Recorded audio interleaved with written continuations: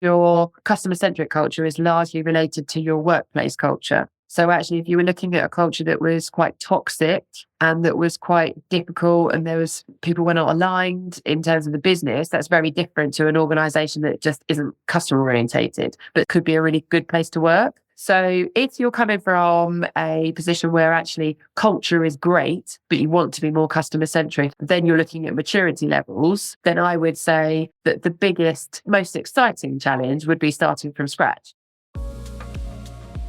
Welcome to Talk Time with MaxContact, your go-to podcast for everything contact center related.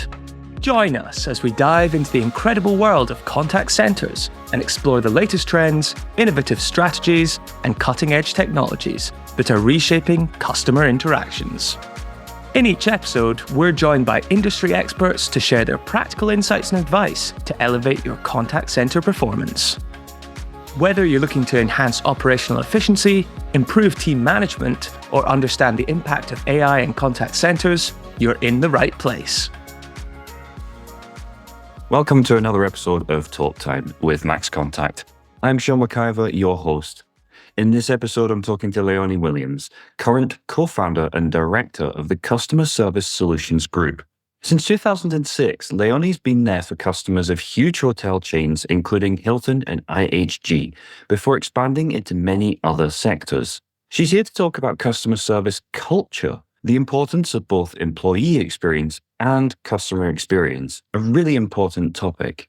Leonie, welcome. Did I cover things off there okay? How would you introduce yourself? Yeah, thanks, Sean. The only things I would probably add are that before we set up with my business partner, Rebecca Holiday's Customer Service Solutions, we both spent nearly 8 years at the Institute of Customer Service, where we worked with remarkable organisations that all wanted to improve their customer service and customer experience, which gave us a wealth of knowledge that we then wanted to practically apply, which was then when we set up Customer Service Solutions. And we think that we have brought some brilliant tools to enable us to do that. So that's what we're doing now.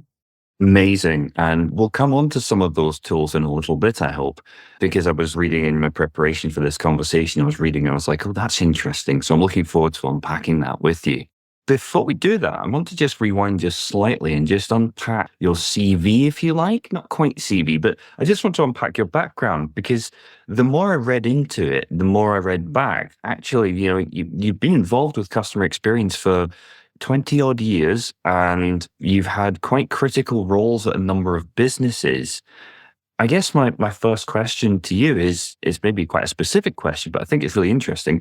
You worked in Melbourne for just over a year with Intercontinental Hotels. And through the lens of customer experience and through kind of that lens that we're talking about today, what did you learn from your time abroad in a different culture? Are there commonalities? Are there key differences that you kind of took forward with you?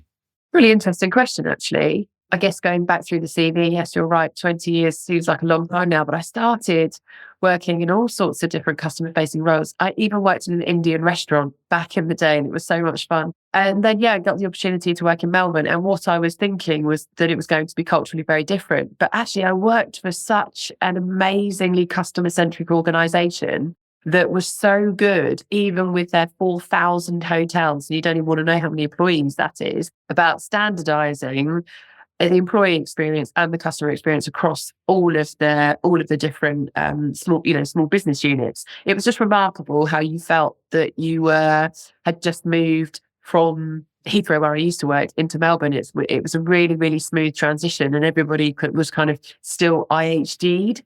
So culturally, yes, externally to the hotel, it was all very different. And I loved living in Melbourne. But actually, as a business, in terms of the way that practice, it was just very, very similar to what I expected, what you would have expected in the UK, which made it such an amazing company to work for culturally.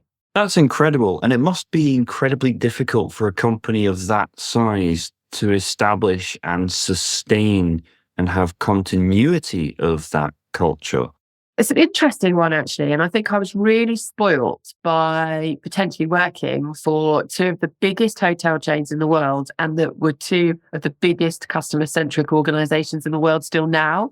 So I worked for Hilton and then I worked for IHG. And I think all of those best practices that I learned along the way were just not even any effort for those businesses. It just felt it was the way that they did it. And actually, when I came out and worked, then I moved forward to working with the Institute of Customer Service. I was then working with all these businesses that just didn't get it in the same way as I thought all businesses got it. So I was very privileged actually to work for some businesses that had just, like I said before, standardized so many habits and rituals within the workforce. I don't think even at that time they had customer experience teams.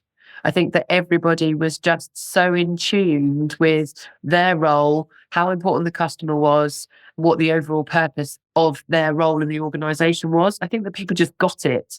And I still think that hospitality is potentially a major outlier in that even now. Was it jarring then when you left that particular industry, when you left that particular role and you went to work with other companies who perhaps didn't have that culture to the same extent? How did you go about kind of starting out and not being immediately running screaming? I think over the time that I worked at the Institute of Customer Service, I just got enveloped into so many amazing businesses that some of them were small, regional, some were really big. All of them at different stages of the journey and different maturity levels. And I just got enveloped into their businesses as almost like an external consultant, if you like, or even something more important as part of their team. And they shared so many things around, some of them were great culturally and some of them were quite far behind. But I think that they were just all there for the same reason, which was to improve. And I think that when you are listening to people that maybe are not there yet, but still have this desire to move forward, it doesn't really matter where they are because you feel that you can potentially help them more the further they are to go. It's actually quite easy to move scores and mechanisms of whatever they're utilizing if it's quite low base. And actually there's there's tactical things that you can do quite easily to move. It's actually becomes quite difficult to actually make a difference to those organizations that have already got really, really high levels of culture, which are already in a really, really good place. So coming from an outsider and wanting to help, it was a really good challenge rather than it being jarring, as you say, to be able to support these businesses. And I went away having helped and having, witnessed so many incredible transformations. It was incredible. The key question here then is, you've talked about IHG and Hilton and them being incredibly customer-centric and the customer experience being front and center. And then speaking to other companies who are on that aspirational journey. In your view, what does it mean to be a true leader in that field of customer experience, customer satisfaction? What are the traits of those companies you view as being at the forefront on that innovation? So I think that when it comes to leaders in truly customer-centric companies, that is where it all starts with leadership. And I think it is all really about tone from the top and leading by example and, measuring the things that matter. So rather than being operationally and financially focused, making sure that you've got equal importance on customer measures and also making sure that there's room at the board table for somebody that is truly accountable for the customer and making sure on a practical level that you are out in front and center with your customers and that your staff and your employees can see that you're doing that. So I had a really, really great example of a CEO that turned this around within a utilities organization. And he started, I think it was a monopoly when it first started, but they didn't have to look after their customers. And he came in and he switched it all around. And just one of the very simple things that he did on a daily basis was hold a complaints forum with his senior leaders. And it was, if a complaint was older than 3 days, he was on that call. And so were you if you were accountable for that particular division. And nobody wanted to be on that.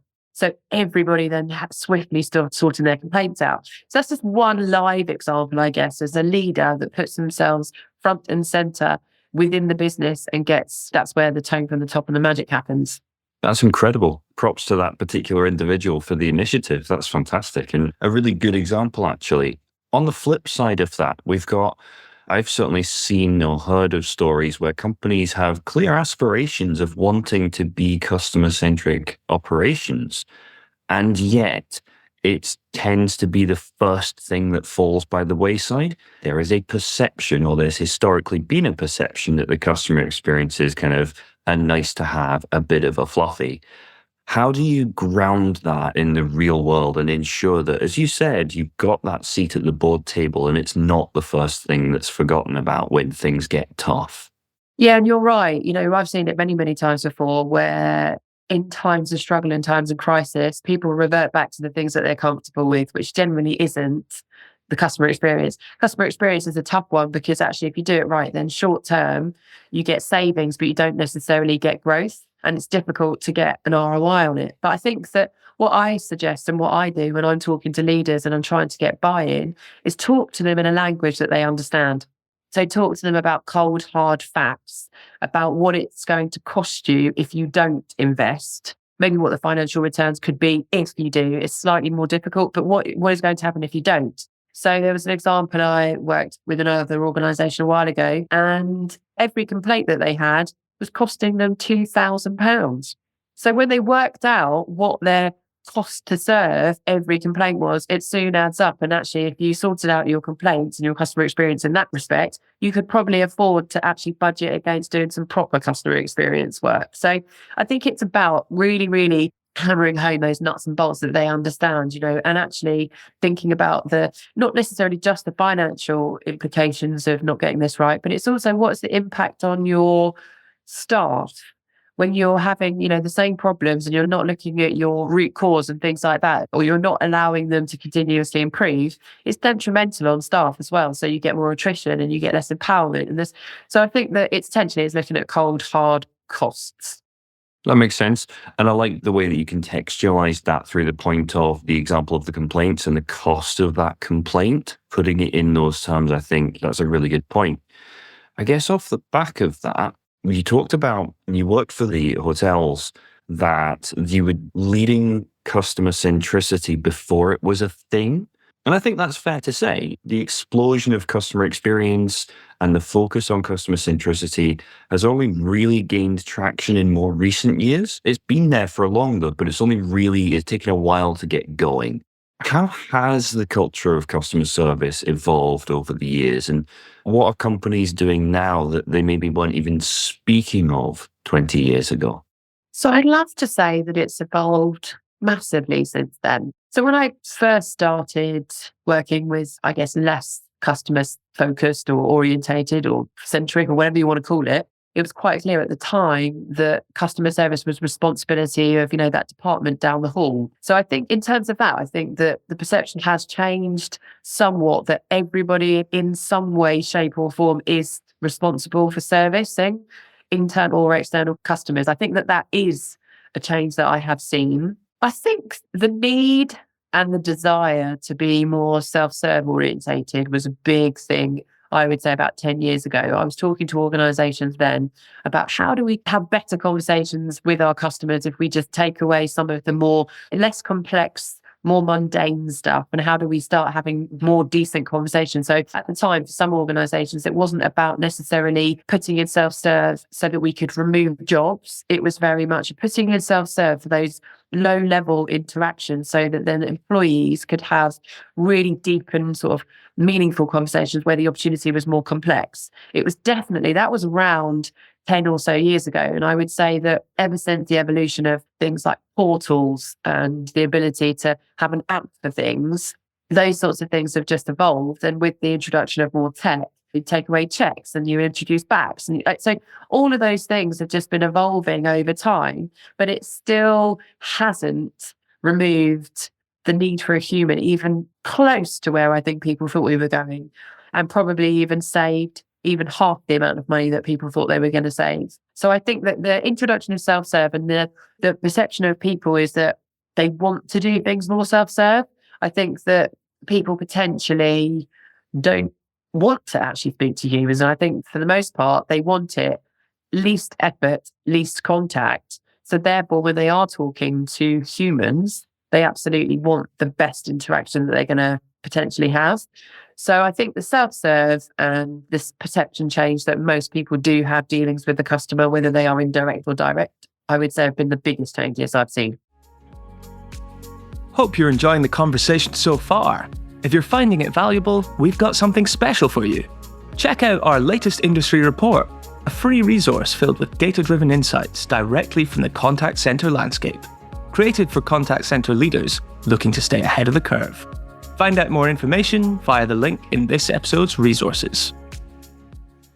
You're going to have to forgive me here. You've opened Pandora's box when you talked about self-serve. So I'm going to piggyback off the back of that, because what conversation is complete in 2024 without bringing up AI, chatbots, machine learning, and so on? My first question is, how, if at all, has that impacted the experience from your point of view, both for the employee and for the customer? And to dramatize it a little bit and turn it into a bit of a radio drama, are we in the end times of customer experience and culture? Like, what's the risk in terms of losing customer centricity in an age of automation? Can companies do that in a way that keeps the customer center stage? No, I love a bit of AI. I'm not fazed by the introduction of AI. I think that there's potential for it to be absolutely amazing if it's used correctly. And yes, we have seen an awful lot more businesses using it.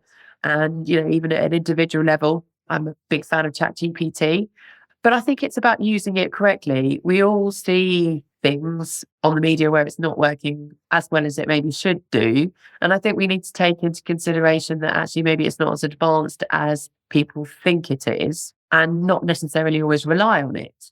So I saw a great example as a judge at the UK Customer Experience Awards, and I saw this great example of where they're utilising it to support their employees. I thought it was absolutely brilliant. So the correspondence is still going through the human, but the human gets the support by the AI to then make the answer better and faster and easier. But then the human still is enabled to make it more human if it's incorrect. And then they got a massive uplift in the customer satisfaction over their AI supported emails than they did human. So that was a really great example of actually where it's working really, really well. And if we could have more examples like that, then obviously we wouldn't be as shy, because it's human and AI working in conjunction. Where we really support companies is with this human part of customer experience. So it's the service element, it's the culture bit. And actually, I don't think that you can eradicate humans. You could have the best chatbot in the world, but actually we still need humans to have that relationship and the empathy and the emotional intelligence that maybe the AI may be capable of one day, but still not now. I think that people talk about AI in terms of replacing people. It's probably potentially the same as self-serve. We get worried about it taking all our jobs. And yes, to a degree, it could take away simplistic jobs. It is already taking away simplistic jobs. But this is why we need to make the human interactions even better. When it comes to a complaint, you might find that that person has been serviced by AI the whole time that they've been utilizing that business, but they've got a complaint, they want to speak to someone. And at that point, that is the only human interaction that customer is probably going to have with you. And that needs to be the best it can possibly be. So actually, with all the money that we're saving, we need to upskill our people to enable them to have the best human interactions, because those are the interactions that people will remember. They're not going to remember how great your app was or how great an interaction was with the chatbot. Really interesting that you kind of frame it in that way. And I would agree, like, I'm a huge proponent of AI and the benefits that it brings. I think it has to be done in context. I was having a conversation recently, and it was interesting looking at the contact center trends, and it was showing, that actually the volume of telephony interactions hasn't massively reduced. And it came down to one of the points raised was around trust. And if you're at the point where, for example, I don't know, your boiler's not working or your hotel's not what you expected, at that point, that's when you need to talk to a human. And that's when it's critical to have that human conversation, because that can be transformative to the outcome, even if you're not resolving it. I think it was Maya Angelou who said, people won't remember what you said, but they'll remember how you made them feel. And I think that's interesting. So from that slight divergence there, I want to come on to your 6-step program to customer centricity. I believe that's called Measure Up. Would you be able to talk me through some of those 6 steps and how you went about defining them? The first of those being, quote, measuring your current customer culture using industry-leading tools.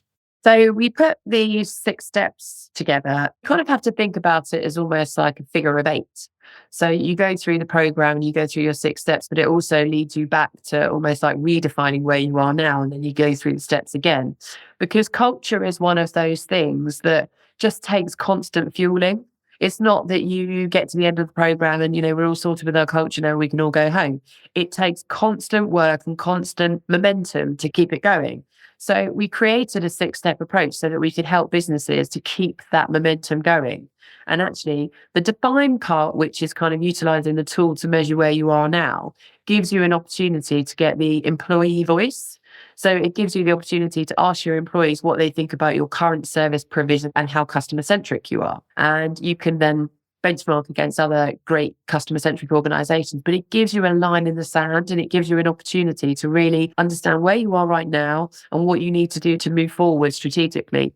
Because the great part about that tool is that it gives you some very top line scores against 8 specific drivers, 3 of those being internal. So around your collaboration, your empowerment, and your strategic alignment. And those are the key drivers that create a culture. So we utilize this tool to enable organizations to, yes, draw that line in the sand and then put some strategic priorities and actions in, but keep the narrative going with your employees throughout the whole of the steps. So the next one is around developing your plan to move forward. So that's when you encourage collaboration and you get lots of different cross-functional people together and you set your priorities so that the priorities are not coming from the top. They are actually created by the workforce. Then you start the next stage of the process, which is about engaging the wider community. It's about embedding these initiatives into the rest of your organization for the long term. So supporting those rituals and habits and making sure that the wider workforce is involved in this as well.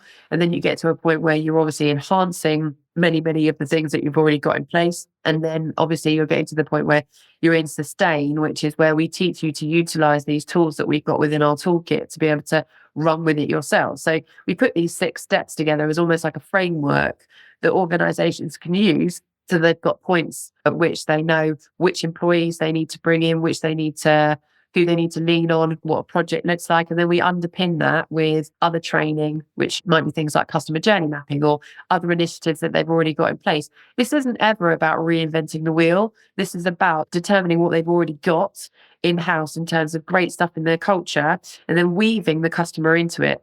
So it might be that they've already got great one-to-ones, but actually, are you asking about your interactions with your customers? Are you asking about those behaviors that you want to see within your values and sorts of things like that? So there's all sorts of things that come out of this 6-step approach, but it's definitely not a one-size-fits-all. It's different to everyone, but it suits any initiative that you're going to put in place, really, or any design principles or anything that you're going to put in terms of CX or any initiatives. You can still use this 6-step approach. Even if you were going to do a complaints review, you could use this 6-step approach.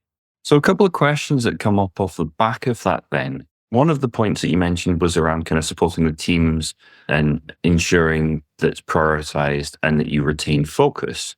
What are some of the biggest things that you've seen that cause focus to be at risk of being lost within a business?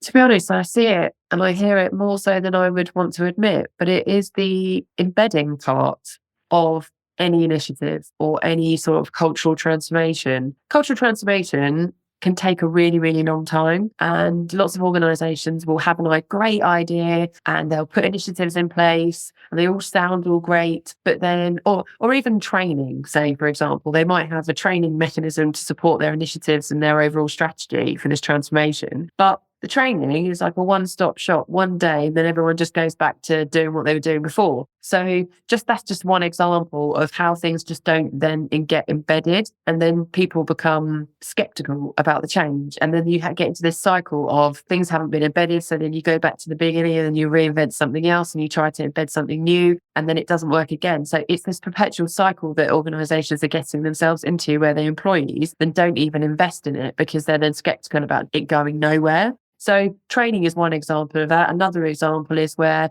people get survey results or feedback from their customers or employees and don't do anything with it and don't even close the loop and don't even go back to their employees about even the results of what they've had or even the actions that they've taken. And it just goes into a hole of doom or whatever it is. But those are just a couple of examples of where things are just not being embedded into habits and rituals. And when I say about habits and rituals, and I think this is one of the things that I learned from working in hotels, it's just the way that they do stuff. There's no we've introduced a new initiative over here. And it's just every day, the head of departments would have a meeting where they would talk about all the customers that were going to come in specifically around the VIPs. And those VIPs, what would they all be receiving? Who was going to meet and greet them? Who was going to take them to their rooms? And it was just something that they did. And everybody knew it was every day. It was at 10 o'clock and who was going to be there and who was responsible for it. I guess this is very similar to back to the CEO that runs that complaints call every day. It's not another initiative. It's just one of the many things that they embed within their working day or working week or working year. And it's just something that everybody knows about and does. And I think that is where, for some organizations, it falls down. And I think that maybe one of the ways in which organizations can overcome some of this is not expecting the lead to be taken by customer experience. So a lot of leadership teams will say, right, we want to sort our customer-centric culture out. We've got a value against it. Customer experience, they've got that name in their title. They can sort this out. And then believing that they can make the change from a customer experience team is the biggest problem that I see, that the leadership think that somebody else from a team somewhere can do this. And that team is great because it comes up with great initiatives, but it can't embed them like a leadership team can or at a wider level. Some really great points there. Thank you. I have a couple of follow-ups, if that's okay, based on what you've said. So embedding culture takes a long time. The risk of changing culture frequently before it's had a chance to embed, and the risk of not embedding it consistently across the business is significant. Does that make companies change averse to taking up a customer-centric culture because of those risks? And how do you go about actually overcoming those? Do you know what? I think you're right to pick up on that, because I think culture is quite a scary word for some people. So it's so big that we won't bother with that. And I think it can be very much, if you were looking to change a culture, you could be looking for 3, 5, 7 years, dependent on how mature you are in the first place. But I'm talking about massive workplace culture. So the bit that we focus our efforts on is this customer bit. So actually kind of referred to it earlier, which is we're not talking about reinventing your whole entire culture. We're talking about taking the amazing parts that you've already got and just weaving the customer in. And I think that when you talk about it like that to people, then actually it takes away from this massive, great, big, scary, oh my God, we've got to change everything in our culture, to something a little bit more manageable. And I think it's about talking to people about bite-sized chunks. So looking at the short-term wins, looking at the long-term gains, like looking at it quite pragmatically, but also getting them to think about the fact that they can't eat the elephant all in one go. You've got to eat it in bite-sized chunks, right? So where we use our MRI tool and our customer-centric tool at the beginning, this gives you a really good opportunity to workshop what your actual key strategic priorities are. So actually, it might be that you only focus your efforts on 2 things or 3 things, but you do it across the board and you do it for everyone and you do it with meaning and you do it for the long term. And yes, there'll be, initiatives that you put in place along the way, and some of them will fail, but it's just the first attempt at learning, isn't it? A failure. And so those are small things you go back on, but largely your purpose, your values, and all of your strategic attempts are going to be still right. It's just those tiny initiatives in place that are not. So those people that go around in circles, I actually don't think that they have that top line stuff that they really, really need, and that focus they really need at the top to be able to support those initiatives that keep going around in this loop and that don't necessarily embed in the way that they need them to.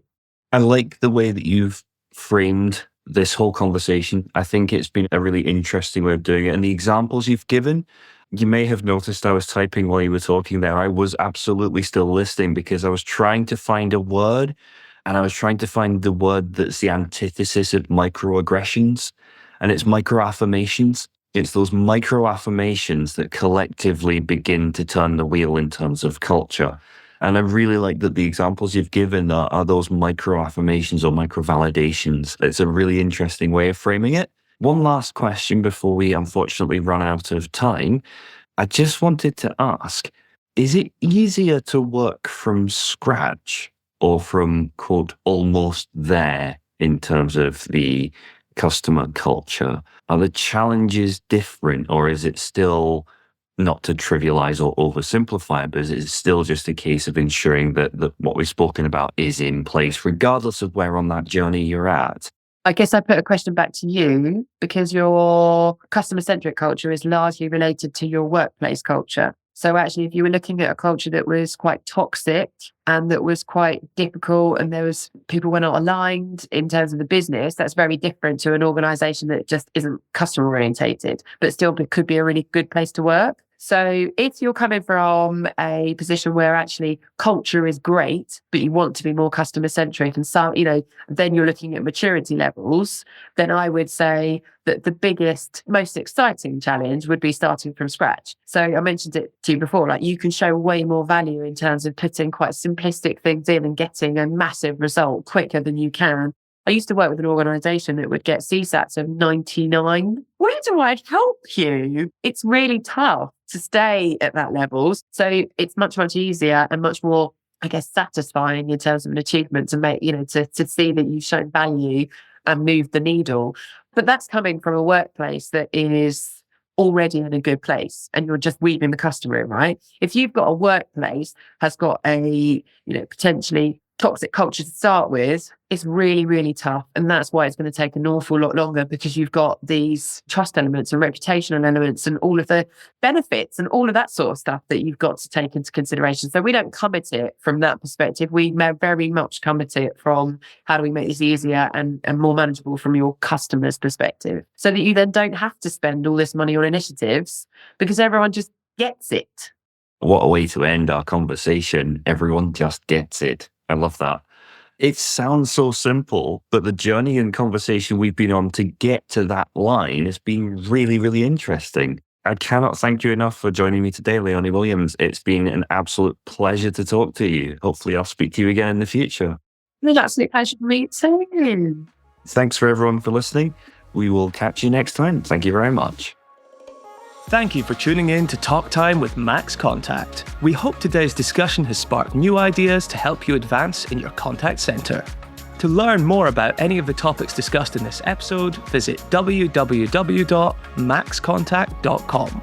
If you enjoyed this episode, don't forget to leave us a rating on your favorite streaming platform to help other like-minded individuals join the conversation. Also, stay tuned for our upcoming listener questions segment. We'd love for you to participate and share your thoughts. And remember to hit the subscribe button and turn on notifications to never miss a future episode. On behalf of everyone at MaxContact, thanks for listening.